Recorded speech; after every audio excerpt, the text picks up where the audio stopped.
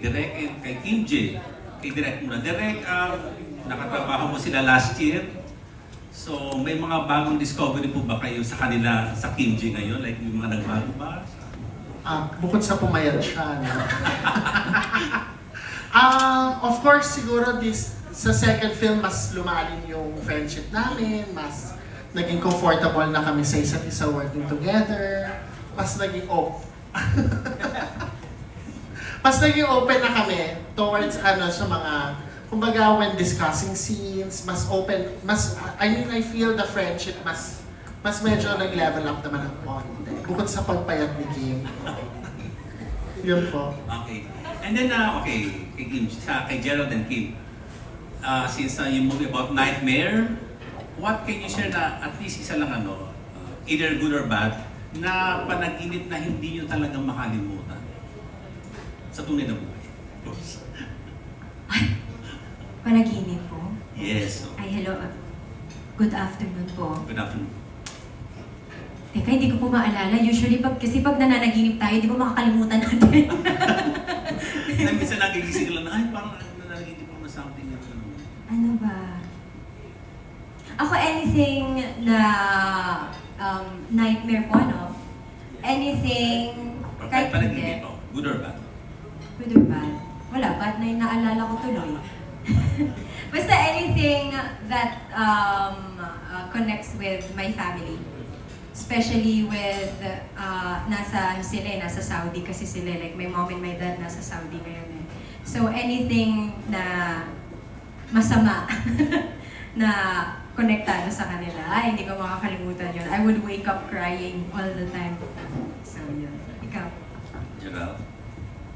Lagi kong kinukwento nakwento ko na yata sa'yo. Meron akong, panaginip na medyo recurring lagi. Lagi ko siya na panaginipan. Bago pa po ako mag-artista, na naging co-host daw ako, mainstay ng Eat Bulaga.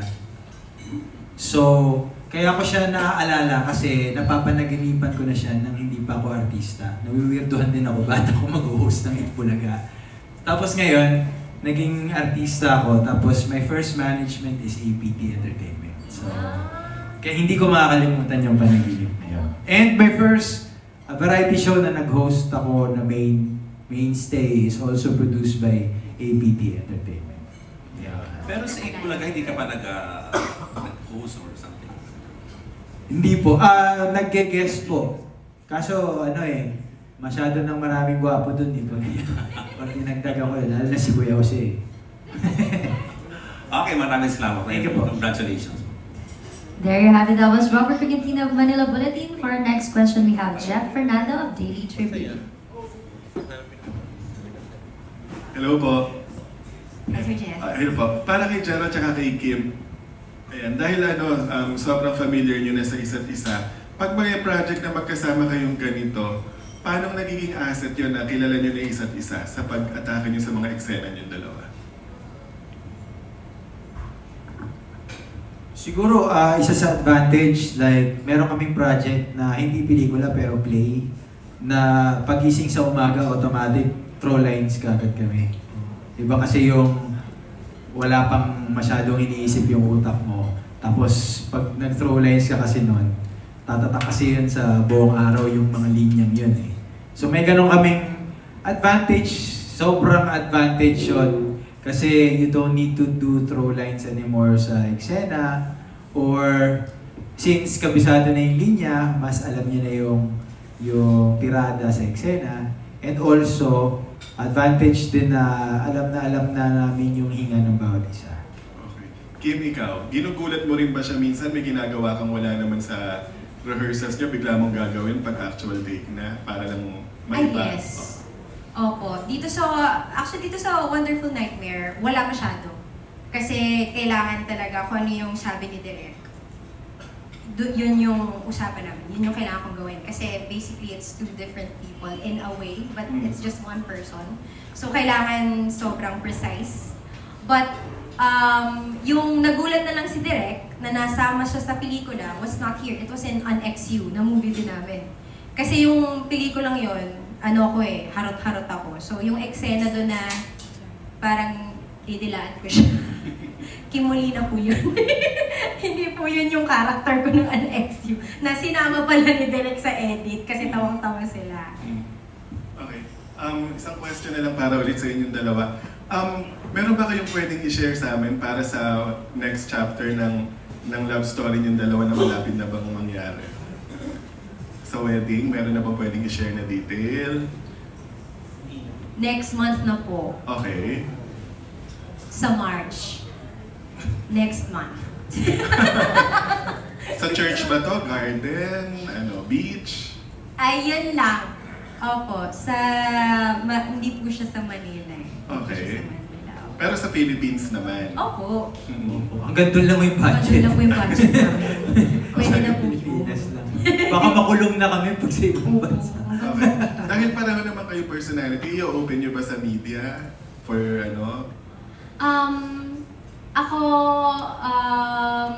Ako po yung nag-design nito, tinanong ako ni Gerald eh. Nung kasing, honestly, meron yung proposal kasi ni Je.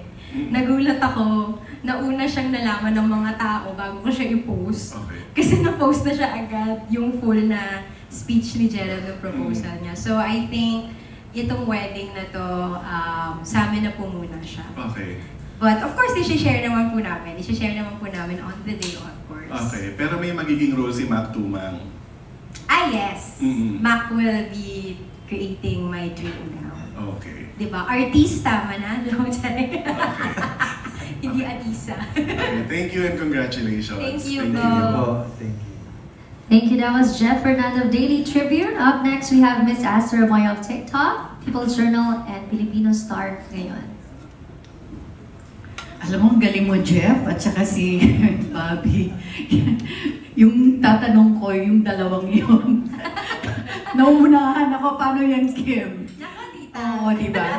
Oo. Ang galing yung magtago. Kasi August 2024 pa kayo na-engaged. Pero why only next month? Why only this year? Na nag-decision kayo, why not last year? Ipon po. Ipon po. And, well, gusto po kasi namin din ni Je na ma-experience mo na yung may time, yung hindi kami magmadali. And at the same time kasi may dad, nasa Saudi siya eh. So, bihira lang siya makakabalik. Tsaka ano. So, there's a lot of factors also, family namin. So, yeah. I think ngayong year naman na to po is the perfect time for us. So your family will, darating sila dito sa Yes. wedding. Oh, that's good. Oo. At syempre naman si Je, ma'am niyo mo lang, di ba? Opo. Oh, your mom. Opo. So, gusto ko i-connect dito sa title. Ano yung, sa palagay nyo, yung wonderful nightmare yung dalawa na kayo na. Ha? Hanggang panaginip na dadala nyo. Hanggang panaginip, nadadala ko yung pagiging makakalimutin ni Kim magsoli ng mga gamit.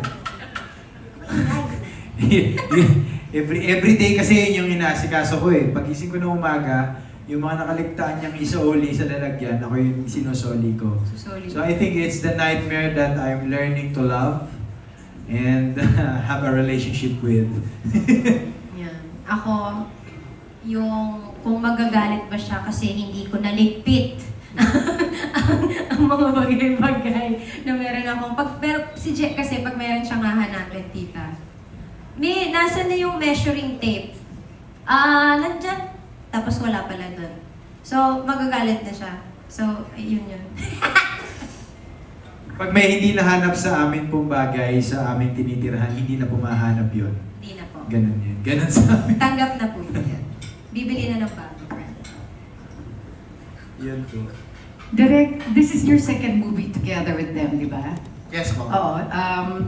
Sabi mo nga, na-develop nyo na yung pagiging magkaibigan. But in every project, di ba, meron kayong nadidiscover pa rin. Ano yung, habang tumatagal yung pagkakaibigan nyo, ano ang mas na-discover nyo pa sa isa't isa? Siguro kay Kim, kasi siya yung mas matagal in terms of screen time, at saka mas maraming shooting. Though, onting number of days lang naman yung pinag-ano nila. Siguro kay Kim, it's more of yung depth, yung lalim ng sa pag-arte, sa paghukot ng emosyon. Kaya super challenging din kasi yung pelikula kasi hindi lang siya comedy.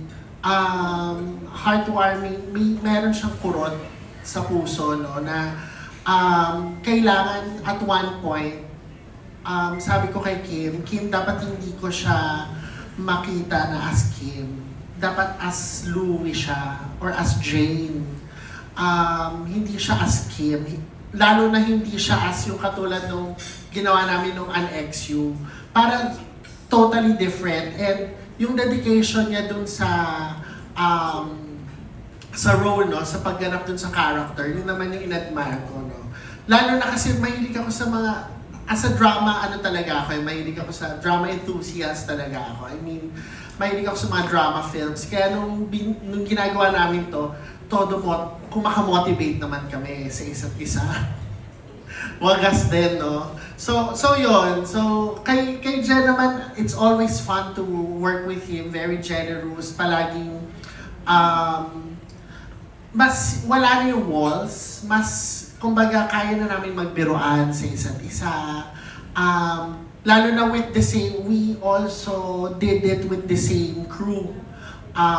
And almost the same staff, no? So halos yung friends of friends din yung mga POP ko, yung AD ko, yung script ko namin. So very, ang comfortable lang ng set. Very transparent. Ganon. Lastly, actually sa inyo na rin tatlo, since this is an adaptation, di ba, of a Korean movie, paano nyo ito pinaghandaan? How much percent of the original ang kinuha nyo dito sa pelikula? Or basta yun, paano nyo pinaghandaan yung pelikula? Creatively, when I was reading the script, hindi naman siya ganun lumayo eh.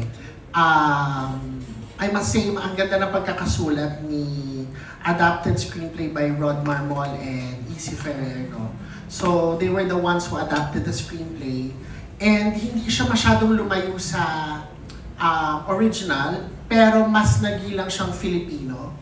Yung characters, yung world na ginalawan ng mga bida, mas Filipino. At the same time, yung mga issues na binabato about society, about these times, yun yung naging mas current. Yun po. I think the difference, no, tita, kung sakali man. Yun, same with si kay Direk, kasi doon lang siya magbabago in a way kung paano namin siya gagawin na Philippine version. But the script is the same. It's, although the preparation kasi namin ni Je, supposedly, hindi namin papanoorin.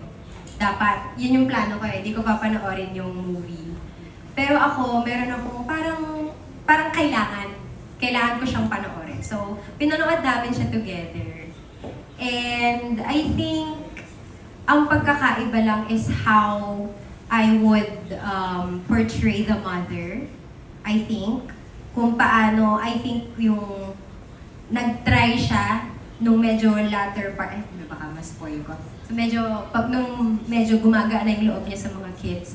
And I think kumuha ako doon sa kung paano ako pinalaki ng nanay ko. Dahil, syempre, as a Pinay, kung paano yung nanay ko makitungo sa akin. So, doon ako kumuha ng onting idea. And I think, kasi syempre magkakaiba yan per culture kung depende yan sa magulang, diba? So, I think, yun lang ang naidagdag ko doon as a Pinay. But other than that, it's the same eh. It's the same script also eh. Siguro po to add, tita, I watched the two versions, no? The first, the Korean, and the Taiwan. So that's part of my preparation. So tinignan ko kung ano yung maganda sa bawat isa na pwede kong kunin na elements. Dumating nga ako sa point na What If, para siyang paying homage lang because I love Korean drama and Korean cinema.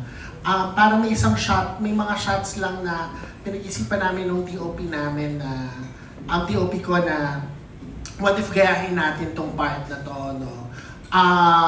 So yun, kung ano yung, kung meron yung sa bawat version na yun, yung maganda doon, kinuha ko, in-incorporate ko sa paggawa ng pelikula. Kung ano yung medyo hindi ko tingin din na, hindi bagay, yun din yung inano ko. Siguro dito, mas Pinoy na Pinoy lang. Hearing my team, no, lalo na yung editor ko, na when he finished the offline editing, sabi lang niya mas Pinoy ito because he also saw the two movies in terms of emotions, in terms of mas sensibility talaga natin. Yun po. Ako, hindi ko pa napapanood yung pelikula. Base lang sa mga taping days ko. Ako, well, this is not the first time that I did a Filipino adaptation of a hit movie abroad. It's always, para sa akin, it's always parang mas grounded yung pakiramdam pag, siguro dahil Pinoy ako, pero pag napapanood ko kasi, mas grounded. Kasi for example, nung napanood ko yung Korean version, yung social status ng character is not, hindi naman malabo, pero hindi masyadong malayo sa paningin ko. For example, kung middle class ka, kung lower class ka, or mayaman yung character. Pag Pinoy yung gumawa kasi nun, alam mo, mahirap to mayaman to eh. Ganun kasi yung Pinoy eh. So actually, that flavor, I think yun yung nakakadagdag sa idea na sobrang Pinoy. Kasi pag nakita mo yung itsura ng community kung saan nakatira yung bida, kung siya ay mahirap, naamoy mo kagad, naramdaman mo kagad yung init at narinig mo kagad yung ingay ng community. So I think that what's make it very Pinoy. Thank you po.